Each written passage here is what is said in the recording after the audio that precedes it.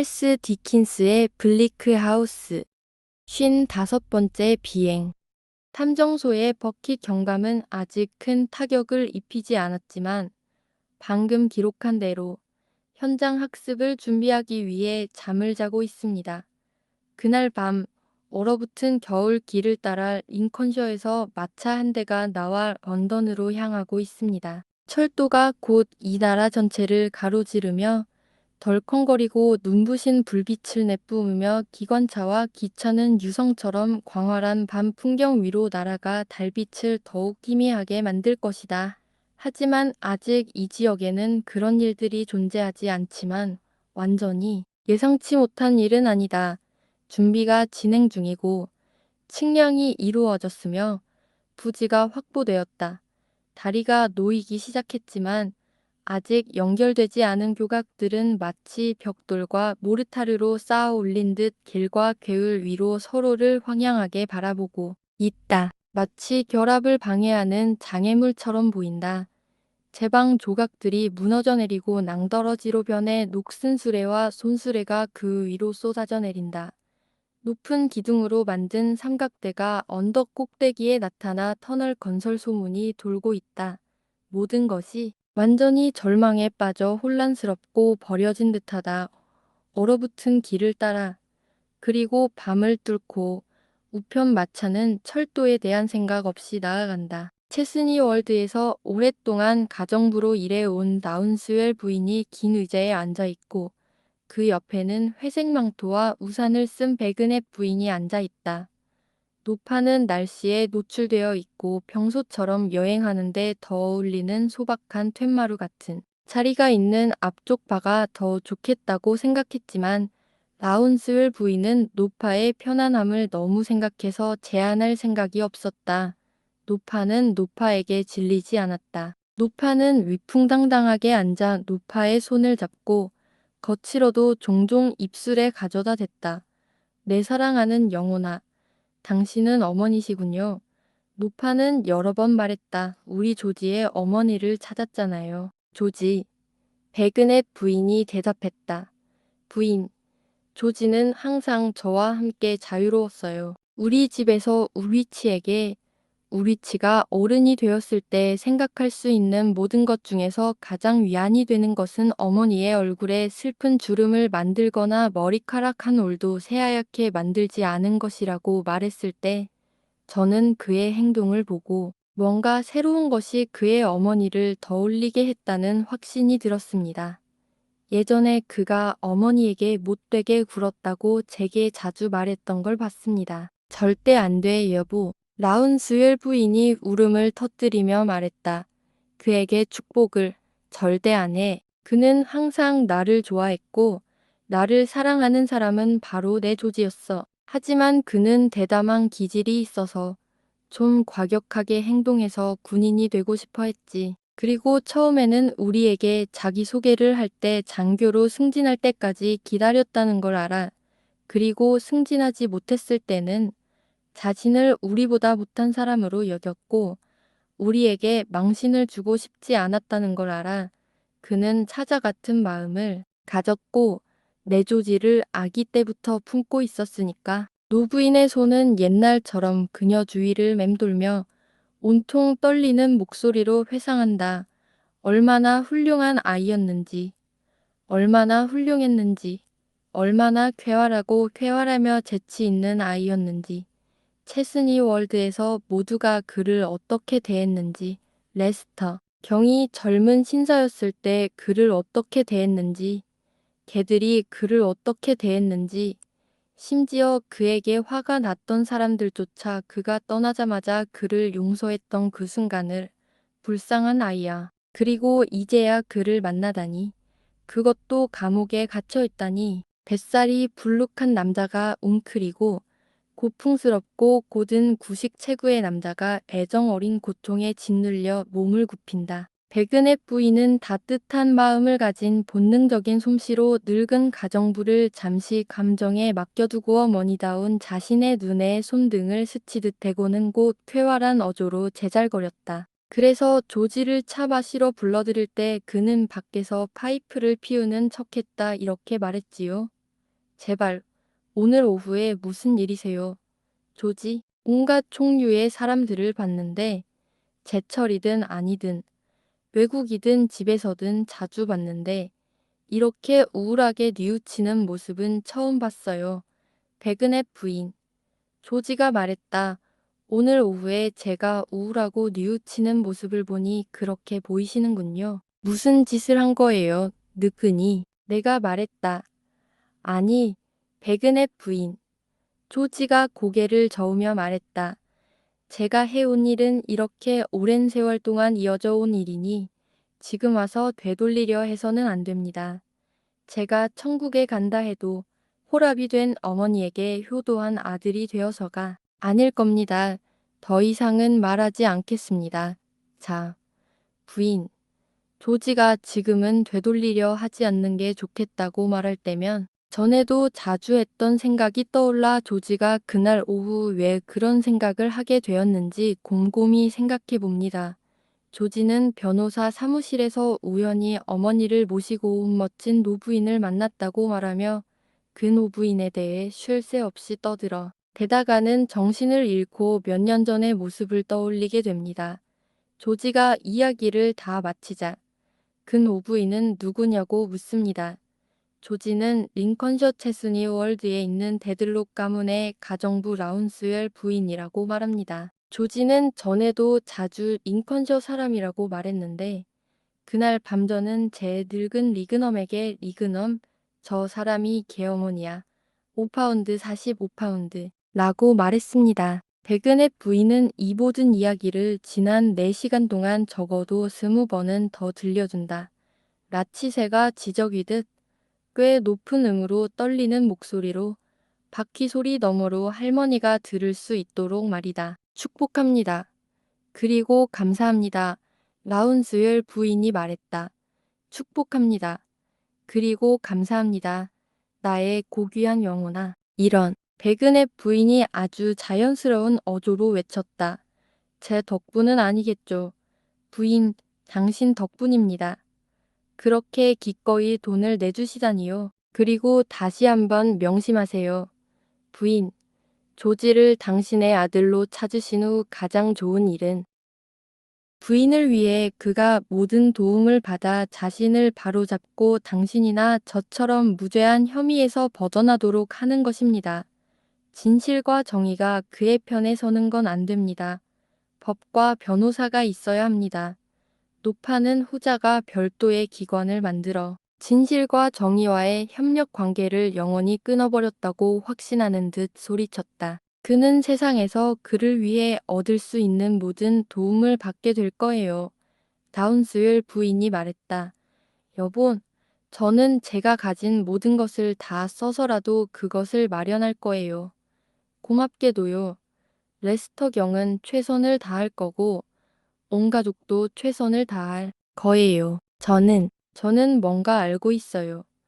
여보, 그의 어머니가 오랫동안 그와 헤어져 있다가 마침내 그가 감옥에 있는 것을 발견했으니 제가 직접 호소해 보겠어요. 늙은 가정부가 이렇게 말하는 데서 보이는 극도의 불안, 툭툭 끊어지는 말투, 그리고 손을 비틀어 놓는 모습은 백은의 부인에게 강렬한 인상을 남겼고 그녀를 놀라게 했지만 그녀는 이 모든 것을 아들의 병을 걱정하는 마음에서 비롯된 것이라고 여겼다. 그런데도 백은의 부인은 다운스웰 부인이 왜 그렇게 정신없이 부인, 부인이라고 계속해서 중얼거리는지 의아해했다. 설이 내린 밤이 거치고 새벽이 밝아오자 마차 한 대가 이른 안개 속을 굴러간다. 마치 마차의 유령이 떠난 듯 나무와 울타리의 유령들 속에는 유령 같은 존재들이 가득하지만 천천히 사라지고 낮의 현실에 자리를 내준다. 런던에 도착했고 여행객들은 내렸으며 늙은 가정부는 큰 시련과 혼란에 빠져 있었다. 백은의 부인은 아주 상쾌하고 차분했다.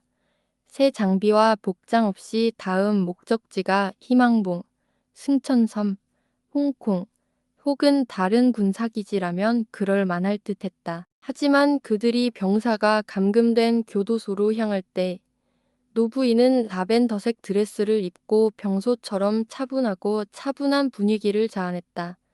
노부인은 놀랍도록 검숙하고 정교하며 아름다운 고서처럼 보이지만 심장은 빠르게 뛰고 배는 이 방탕한 아들에 대한 기억보다도 더욱더 곤두섰다. 감방에 다가가자 문이 열리고 교도관이 막 나오려는 모습이 보였다. 노파는 재빨리 교도관에게 아무 말도 하지 말라고 간청하는 신호를 보냈다. 교도관은 고개를 끄덕여 승낙하고 문을 닫으며 그들이 들어가도록 내버려 두었다. 그래서 식탁에 앉아 글을 쓰던 조지는 혼자라고 생각하며 눈을 들지 않고 멍하니 앉아있다. 늙은 가정부가 그를 바라보는데 그녀의 그 흩어진 손길만으로도 백은의 부인은 확신을 갖기에 충분했다. 비록 백은의 부인이 어머니와 아들이 함께 있는 모습을 보고 두 사람의 관계를 의심할지라도 말이다. 가정부의 옷자락 하나, 몸짓 하나, 말 한마디도 그녀를 드러내지 않는다. 그녀는 그가 글을 쓰는 동안 무의식적으로 그를 바라보며 서 있고 오직 덜리는 손길만이 그녀의 감정을 표현한다. 하지만 그 감정들은 매우, 매우, 매우 웅변적이다. 백은의 부인은 그 감정들을 이해한다. 그 감정들은 감사, 기쁨, 슬픔, 희망을 이야기한다. 이 용감한 남자가 아직 풋내기였기에 보답 없이 간직했던 거지지 않는 애정을 더 낳은 아들이 덜 사랑받았지만 그 아들은 그토록 다정하고 자랑스럽게 사랑받았다는 것을 그 감정들은 너무나 감동적인 언어로 표현되어 백은의 부인의 눈은 눈물로 가득 차고 그 눈물은 햇볕에 그을린 그녀의 얼굴을 타고 흘러내린다. 조지 라운스웰, 오, 내 사랑하는 아이야. 돌아서선 알을 봐. 기병은 벌떡 일어나 어머니의 목을 껴안고 그녀 앞에 무릎을 꿇는다. 뒤늦은 후회인지 아니면 처음으로 다시 만난 인연인지 그는 마치 어린아이가 기도할 때처럼 두 손을 모아 어머니의 가슴에 대고 고개를 숙이고 울부짖는다. 나의 사랑하는 아들, 조지, 언제나 내 사랑이었고 지금도 여전히 내 사랑인 너. 이 잔혹한 세월은 어디로 갔니? 그렇게 어른이 되었구나. 그렇게 훌륭하고 강한 사람이 되었구나. 내가 알던 모습 그대로 자랐구나. 하느님이 기뻐하신다면 살아계실 거야. 그녀는 묻고 그는 대답할 수 있지만 한동안은 아무 관련도 없었다. 그동안 노파는 돌아서서 하얗게 칠해진 벽에 한 팔을 기대고 정직한 이마를 벽에 기대고 쓸모없는 회색 망토로 눈물을 닦으며 마치 최고의 노파처럼 즐거운 시간을 보냈다. 어머니. 군인이 좀 더 침착해졌을 때 말했다. 먼저 저를 용서해 주세요. 제가 용서가 필요하다는 걸 알고 있거든요. 그를 용서하세요. 그녀는 온 마음과 영혼을 다해 용서합니다. 항상 그래왔죠. 그녀는 오랜 세월 유언장에 그가 사랑하는 아들 조지라고 적어 두었다고 말합니다. 그녀는 그를 결코 단 한 번도 나쁘게 생각한 적이 없습니다. 만약 그녀가 이 행복 없이 죽었더라면 이제 그녀는 늙은 여자이고 오래 살 수 없을 것 같지만 분별력이 있었다면 사랑하는 아들 조지로서 마지막 숨을 거두며 그에게 축복을 내렸을 겁니다. 어머니, 저는 어머니께 불효막심한 보답을 드렸습니다. 하지만 최근 몇 년 동안 제 안에도 어렴풋이 목적의식이 스쳐 지나갔습니다. 어머니, 집을 나설 때는 별로 신경 쓰지 않았습니다. 아니, 크게 신경 쓰지는 않았습니다. 떠나면서 하룸스카룸이라고 말하며 아무도 신경 쓰지 않는다고. 아니, 저 자신도 신경 쓰지 않는다고. 아무도 저를 신경 쓰지 않는다고 생각하는 척했습니다. 군인은 눈물을 닦고 손수건을 치웠지만 평소의 표현 방식과 행동 방식, 그리고 가끔씩 억눌린 흐느낌으로 말을 끊기는 부드러운 어조 사이에는 놀라운 대조가 있습니다. 그래서 어머니도 잘 아시겠지만 집에 편지를 한 줄 썼습니다. 다른 이름으로 등록했다는 내용이었고 해외로 갔어요. 해외에 있을 때 한때는 내년에 어쩌면 더 나은 때 집에 편지를 써야겠다고 생각했어요. 그리고 그 해가 지나고 나선 내년에 어쩌면 더 나은 때 집에 편지를 써야겠다고 생각했죠. 그리고 그 해가 다시 지나고 나서는 아마도 그 생각을 별로 하지 않았던 것 같아요. 이렇게 해마다 10년 동안 봉사하면서 나이가 들면서 왜 편지를 써야 하는지 스스로에게 묻기 시작했어요. 난 아무 잘못도 찾지 않아, 얘야. 하지만 내 마음을 달래려고 하는 건 아니지. 조지? 내 사랑하는 어머니께는 한마디도 안 하셨어. 어머니도 늙어가고 계셨잖아. 이로 인해 군인은 거의 다시 뒤집힐 뻔했지만 그는 목을 크게 맑게 하는 소리를 냈다. 어머니, 제발 저를 용서해 주세요. 하지만 그때는 제 이야기를 듣는 게 별로 위안이 되지 않을 거라고 생각했어요. 존경받고 존경받는 어머니가 계셨죠.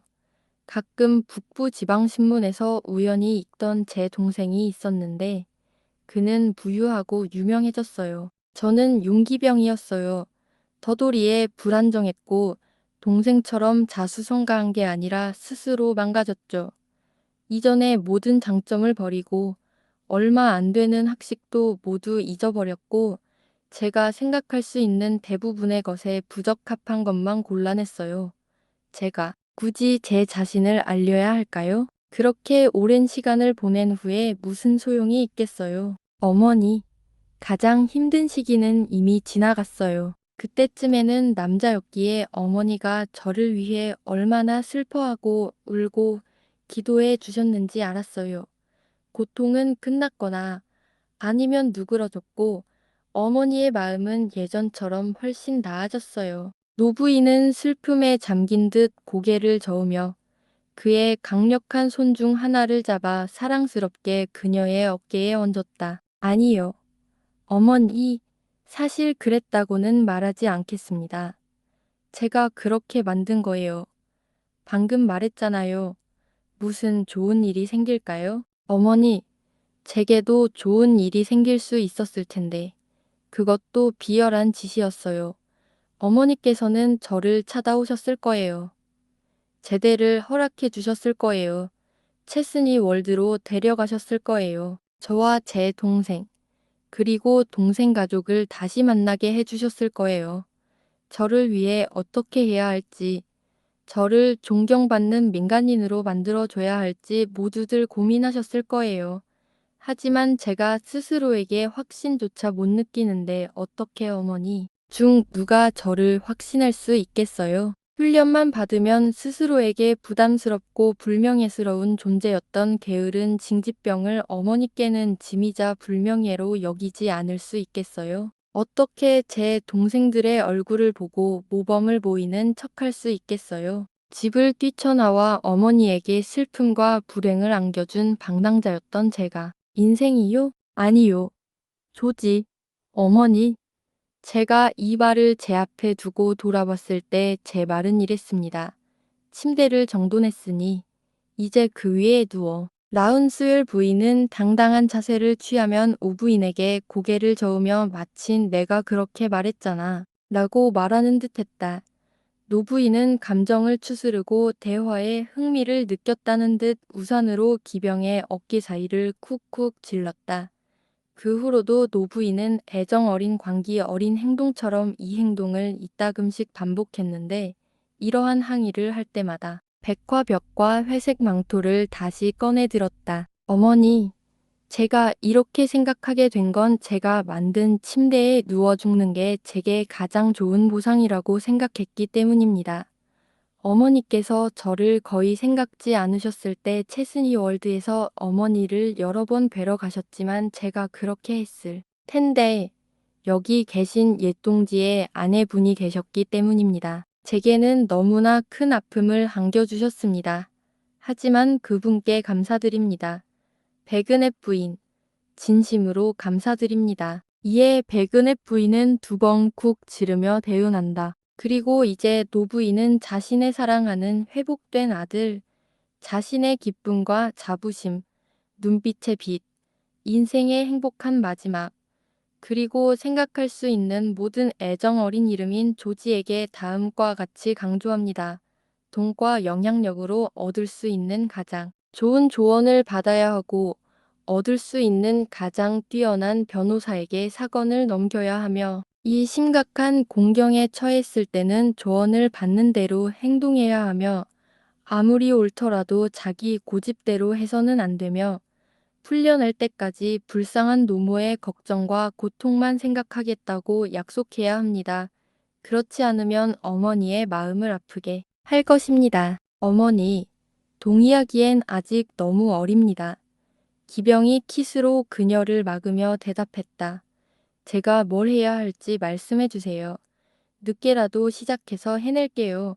백은의 부인, 어머니를 잘 돌봐주시겠어요. 늙은 소녀의 우산에서 매우 세게 찔린 자국. 그녀를 제이어 앤디 와이시 씨와 서머선 양에게 소개한다면 그녀는 그녀의 사고방식을 알게 될 것이고 그들은 그녀에게 가장 좋은 조언과 도움을 줄 것입니다. 조지, 노부인이 말했다. 당신 동생을 급히 불러야겠어요. 사람들이 말하길 그분은 현명하고 건강한 분이시라고 하더군요. 채슨이 월드 너머에 계신다고 하더군요. 저도 잘 모르지만 그분은 정말 큰 도움이 될 거예요. 어머니, 군인이 대답했다. 부탁을 하기엔 너무 이르신가요? 그럴 리가 없지요. 자기야. 그럼 제게 이 큰 은혜를 베풀어 주십시오. 제 형에게는 알리지 마십시오. 뭘 모르죠? 자기야. 저에 대해선 전혀 몰라요. 사실, 어머니, 저는 도저히 참을 수 없어요. 마음을 정할 수가 없어요.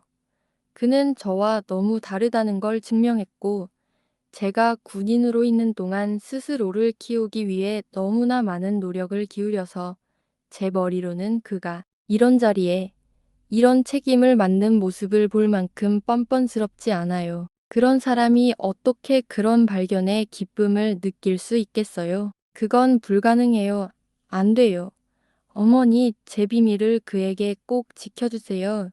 제가 받을 만한 것보다 더 큰 은혜를 베풀어 주세요. 그리고 모든 사람 중에서도 제 동생에게 제 비밀을 지켜주세요. 하지만 항상 그런 건 아니죠. 조지 씨, 어머니, 어쩌면 영원히는 아닐지도 모릅니다.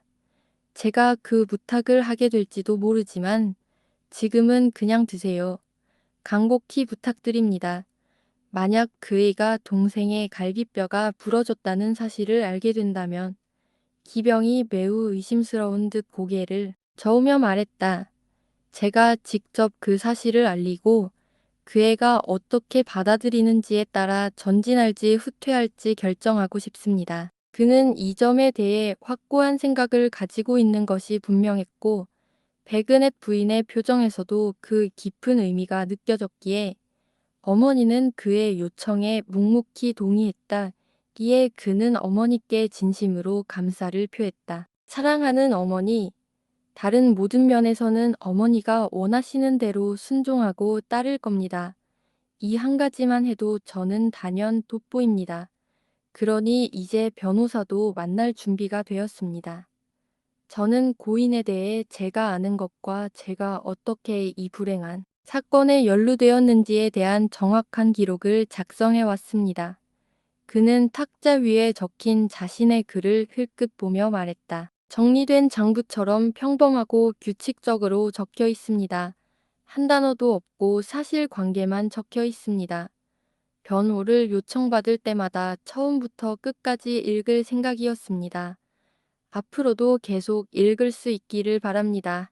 하지만 이 사건에 대한 제 유언장은 더 이상 없습니다. 무슨 말을 하든 무슨 일을 하든 저는 유언장을 남기지 않겠다고 약속합니다. 지금까지 일이 만족스럽게 진행되었고 시간도 촉박해지자 백은의 부인은 떠나자고 제안합니다. 노부인은 아들의 목에 몇 번이고 매달리고 기병은 그녀를 자신의 넓은 가슴에 몇 번이고 안습니다. 어머니를 어디로 데려가실 건가요? 백은의 부인, 여보, 저는 타운하우스, 즉 가족 저택으로 갈 거예요. 거기에 볼 일이 있어서 직접 찾아가야 해요. 라운스웰 부인이 대답했다. 백은의 부인, 제 어머니가 마차에 안전하게 타고 있는 모습을 보실 수 있을까요? 물론 보실 거라고 알고 있습니다. 제가 왜 그런 질문을 해야 합니까? 사실 백은의 부인은 우산을 통해 그 이유를 표현했습니다. 그녀를 데려가시오. 나의 오랜 친구여. 그리고 내 감사도 함께 전해주시오. 퀘벡과 몰타의 입맞춤을, 내대자에게 사랑을, 리그넘에게 진심 어린 악수를, 그리고 이 선물을 자네에게, 그리고 이 선물이 10,000파운드의 금이었으면 좋겠소. 여보. 그렇게 말하며 병사는 노파의 그을린 이마에 입술을 대고 감방 문이 닫혔다. 착한 노부인이 아무리 애원해도 백은의 부인은 마차를 자기 집으로 가져가도록 내버려 둘 수 없었다. 데들록 저택 문 앞에서 쾌활하게 뛰어내려 아운스웰 부인을 계단 위로 데려다준 노부인은 악수를 하고 터벅터벅 걸어갔다. 얼마 지나지 않아 백은의 가족의 품에 안겨 아무 일도 없었던 것처럼 풀밭을 씻기 시작했다. 부인은 살해된 남자와 마지막 회동을 가졌던 그 방에 계셨습니다. 그날 밤 그 자리에 앉아 그가 벽난로 위에 서서 여유롭게 자신을 살펴보던 그 자리를 바라보고 계셨습니다. 그때 문에서 누군가 두드리는 소리가 들렸습니다. 누구일까요? 라운스웰 부인입니다. 라운스웰 부인을 이토록 갑작스럽게 마을로 오게 한 것은 무엇일까요? 공경에 처했습니다. 부인, 슬픈 문제입니다. 부인, 부탁 하나 드려도 될까요? 이 평온한 노파를 이토록 덜게 하는 새로운 사건이 무엇일까? 노파가 종종 생각했던 것처럼 노파보다 훨씬 더 행복한 노파가 왜 이렇게 비틀거리면 노파를 그토록 기묘한 불신의 눈빛으로 바라보는 걸까? 무슨 일이야? 앉아서 심호흡 좀 해. 오, 부인, 부인, 제 아들을 찾았습니다. 아주 오래전에 군인으로 떠났던 막내 아들이요. 지금은 감옥에 있습니다. 빚 때문에요. 아니요. 부인, 저는 그 어떤 빚이라도 갚았을 것이고 기뻤을 것입니다. 그럼 그는 무슨 죄로 감옥에 있는 거지? 살인 혐의로 기소되었습니다. 부인, 그는 저와 마찬가지로 무죄입니다. 털킹온 씨 살인 혐의로 기소되었습니다. 이눈빛과 애원하는 몸짓은 무슨 뜻일까? 왜 그렇게 가까이 다가오는 걸까? 그녀가 들고 있는 편지는 무엇일까? 데들록 부인, 사랑하는 부인, 선량한 부인, 친절한 부인, 저를 위해 마음을 써주시고 저를 용서해 주시는 마음이 있어야 합니다. 당신이 태어나기 전부터 저는 이 가문에 속해 있었습니다. 저는 이 가문에 헌신하고 있습니다.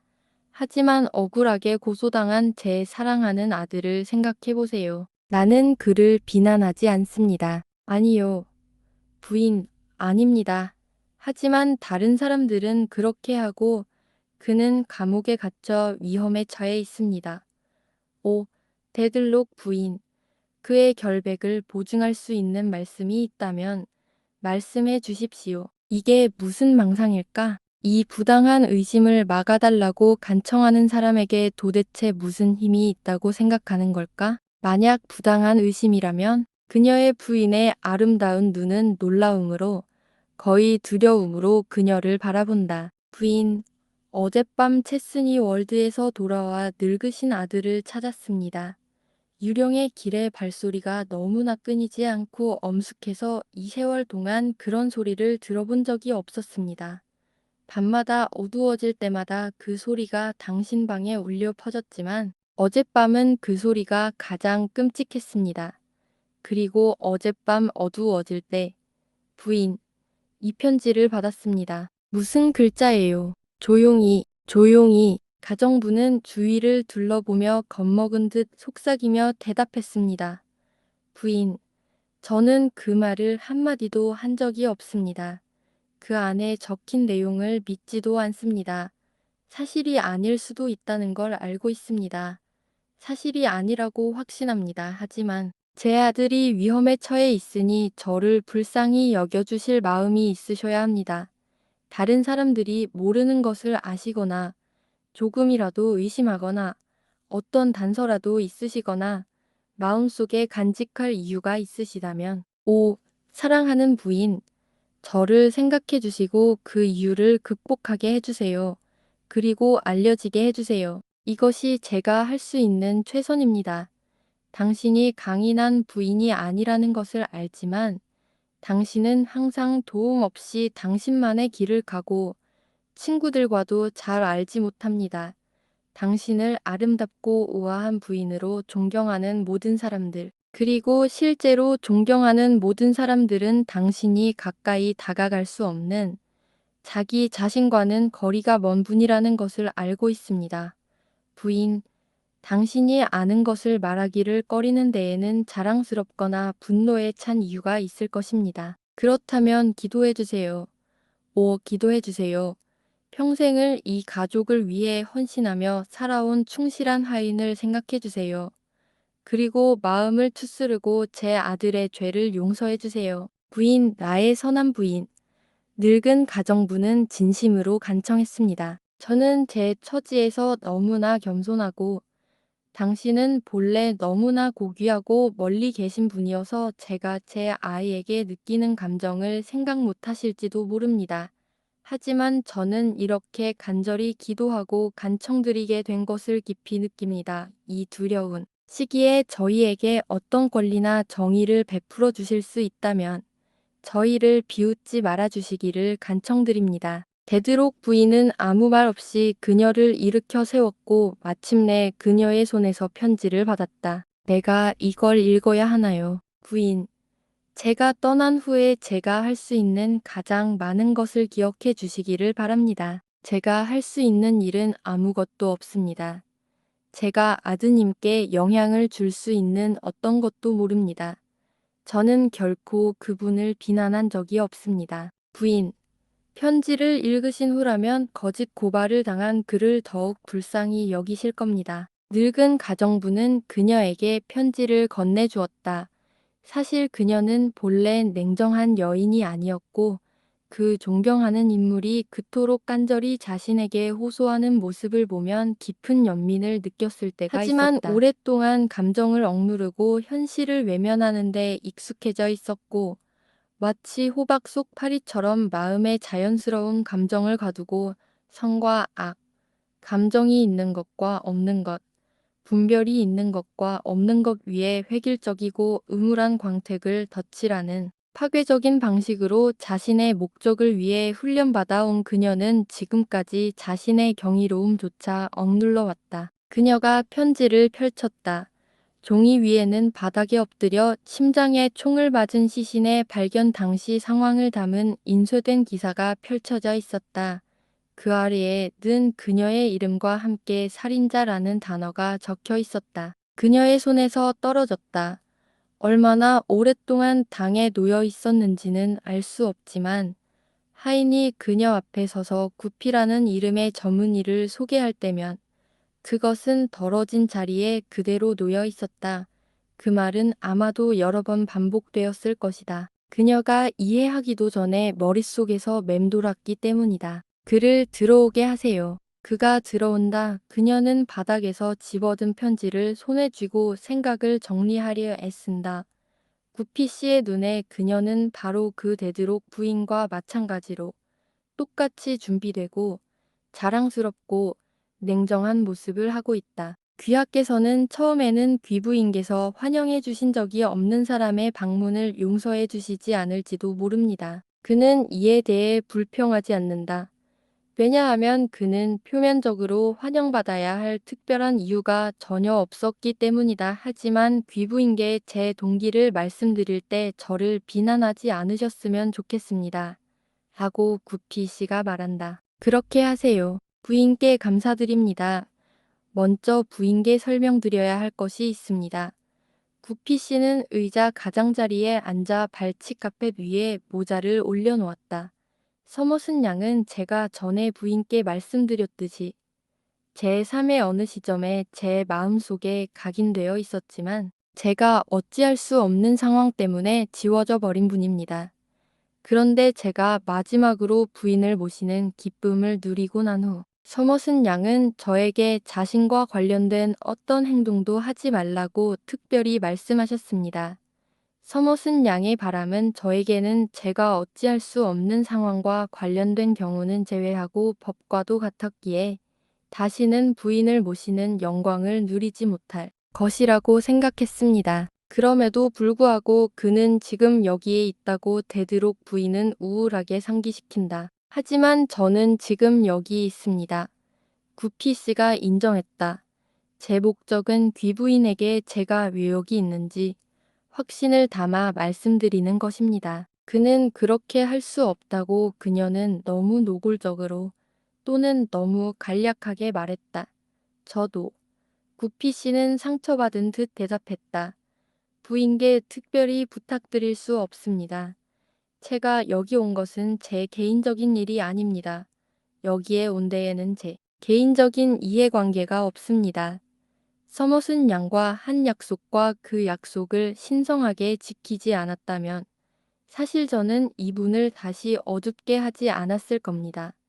차라리 먼저 더 멀리 보았어야 했습니다. 구피 씨는 이때가 두 손으로 머리카락을 고정하기에 좋은 순간이라고 생각합니다. 부인께서는 제가 지난번에 여기 왔을 때 우리 업계에서 매우 저명한 정당과 경쟁했던 일을 기억하실 겁니다. 그 정당의 패배는 우리 모두가 안타까워하는 일입니다. 그 정당은 그때부터 저를 공격하기 위해 온갖 수법을 동원했는데 제가 보기에는 악의적인 관행이었고 매 순간 서머슨 양의 뜻에 어긋나는 결과를 초래하지 않았는지 확인하기가 매우 어려웠습니다. 자화자찬은 권할 만한 일이 아니지만 저는 사업하는데 그다지 능숙하지 않다고 단언할 수 있습니다. 되도록 부인이 그를 엄하게 쳐다본다. 구피 씨는 즉시 그녀의 얼굴에서 눈을 떼고 다른 곳을 바라본다. 정말이지? 그 당이 다른 당들과 함께 무슨 짓을 했는지 알기가 너무 어려워서. 그가 계속해서 말했다. 우리 모두가 애석해하는 그 손실이 있기 전까지는 제가 자갈처럼 멍하니 있었습니다. 높은 계층에 있는 부인께서는 이 표현이 마치 쓰러진 것과 같다고 생각하실 겁니다. 마찬가지로 제가 다른 당, 부인께서 잘 모르시는 제 친구를 부르는 이름인 작은도 너무나 가깝고 이중적이어서 때로는 그의 머리에서 손을 떼기가 쉽지 않았습니다. 그러나 제 비천한 능력을 발휘하고 토니 위블씨라는 공통의 친구 고귀한 귀족 출신으로 부인의 초상화를 항상 방에 걸어두고 있습니다의 도움으로 이제 저는 부인을 경계하게 된 데에 대한 우려의 이유가 생겼습니다. 먼저 부인께서 오늘 아침에 이상한 방문객이 있었는지 여쭤봐도 될까요? 저는 유행을 따르는 방문객을 의미하지만 예를 들어 바바리앙의 늙은 하인이나 하체를 사용할 수 없는 사람을 사람처럼 위층으로 안고 올라가는 방문객을 의미합니까? 아니요. 그럼 부인께 말씀드리건대 그런 방문객들이 여기 와서 환영을 받았습니다. 제가 문 앞에서 그들을 보고 광장 모퉁이에서 그들이 나올 때까지 기다렸다가 30분쯤 지나서야 그들을 피했습니다. 그게 나와 무슨 상관이야? 너랑 무슨 상관이야? 난 내 말을 이해할 수 없어. 무슨 말이야? 부인, 경계하라고 하셨죠. 그럴 필요도 없을지도 모르죠. 좋습니다. 저는 서머슨 양과의 약속을 지키려고 최선을 다했을 뿐입니다. 스물 씨가 떨어뜨린 것과 우리가 그에게서 빼낸 것을 보면 제가 부인께 가져가기로 했던 편지들이 제가 생각했던 대로 파기되지 않았을 거라고 강하게 의심합니다. 뭔가 괜한 소문이 돌면 반드시 소문이 돌게 마련입니다. 제가 암시한 방문객들은 오늘 아침 돈을 벌기 위해 여기에 온 것이었습니다. 그리고 그 돈은 이미 벌어진 것입니다. 아니면 벌어들이고 있는 것입니다. 구피 씨는 모자를 집어들고 일어선다. 부인, 제 말에 진심이 있는지 없는지는 부인께서 가장 잘 아실 겁니다. 진심이든 아니든 저는 서머슨 양의 뜻에 따라 모든 것을 그대로 두고 제가 시작한 일을 최대한 되돌려 놓았습니다. 그것으로 충분합니다. 만약 제가 부인께서 불필요하게 경계를 늦추는 일이 생긴다면 부인께서는 제 오만함이 지나도록 노력해 주시고 저는 부인께서 못마땅해 하시는 일이 없도록 노력하겠습니다. 이제 부인께 작별 인사를 드리며 다시는 제가 부인님을 모실 일이 없을 것임을 약속드립니다. 그녀는 이 작별 인사를 거의 표정으로 받아들이지 않았지만 그가 잠시 떠난 뒤 그녀는 초인종을 울렸다. 레스터 경은 어디에 있나요? 머큐리는 현재 도서관에 혼자 갇혀 있다고 보고합니다. 오늘 아침에 레스터 경을 찾아오신 분이 있나요? 여러 명. 출장 중이야. 머큐리는 구피 씨가 예상했던 대로 그들에 대한 설명을 이어간다. 그만해. 가도 돼. 자, 모든 게 무너졌습니다. 그녀의 이름은 수많은 사람들의 입에 오르내리고 남편은 자신의 잘못을 알고 있으며 그녀의 수치심은 세상에 알려질 것입니다. 그녀가 생각하는 동안 퍼져나갈지도 모릅니다. 그리고 그녀가 오랫동안 예견했지만 남편은 예견하지 못했던 벼락에 더해 보이지 않는 고발자에 의해 그녀는 원수의 살인자로 고발당합니다. 그는 그녀의 적이었고 그녀는 그가 죽기를 여러 번, 여러 번, 여러 번 바랐습니다. 그는 무덤 속에서도 여전히 그녀의 적입니다. 이 끔찍한 비난은 그의 죽은 손에 새로운 고통처럼 그녀를 덮칩니다. 그리고 그날 밤 몰래 그의 집 문 앞에 있었던 일, 그리고 그저 남의 눈을 피하기 위해 그렇게 빨리 사랑하는 딸을 내쫓았다는 이야기가 떠오를 때 그녀는 마치 사형 집행인의 손이 목에 닿은 듯 몸서리칩니다. 그녀는 바닥에 털썩 주저앉아 머리카락이 마구 흩날리고 얼굴은 소파 쿠션에 파묻힌 채 누워있다. 그녀는 벌떡 일어나 이리저리 뛰어다니고 다시 몸을 던지고 몸을 흔들며 신음한다. 그녀에게 닥친 공포는 말로 표현할 수 없다. 만약 그녀가 정말 살인자였다면 지금 이 순간만큼은 더 강렬할 수 없을 것이다. 살인을 저지르기 전 그녀의 살인적인 시야는 아무리 미묘하게 그 행위를 저지르려 했다 하더라도 증오스러운 형체가 거대하게 확대되어 그 이상의 결과를 보지 못하게 막았을 것이다. 그리고 그 형체가 쓰러지는 순간 살인이 저질러지면 언제나 그런 결과가 상상도 할 수 없는 홍수처럼 밀려왔을 것이다. 마찬가지로 이제 그녀는 그가 자신 앞에서 감시하고 있었고 이 노인에게 치명적인 일격이 내려전 해 앞길에서 그를 데려가 주기만 한다면 하고 생각했던 것을 깨닫는다.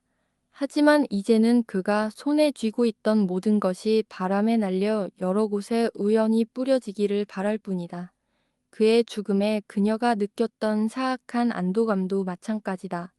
그의 죽음이란 음울한 아치의 쇠기돌이 제거된 것에 불과했고 이제 아치는 수천 개의 조각으로 부서지고 조각조각 부서지며 무너지기 시작했다. 그리하여 끔찍한 인상이 그녀를 덮쳐 이 추적자, 살아있든 죽었든 그녀 앞에 굳건하고 침착한 모습으로 혹은 관 속에 누워 더욱 굳건하고 침착한 모습으로 죽음 외에는 탈출구가 없다는 것을 깨닫게 한다.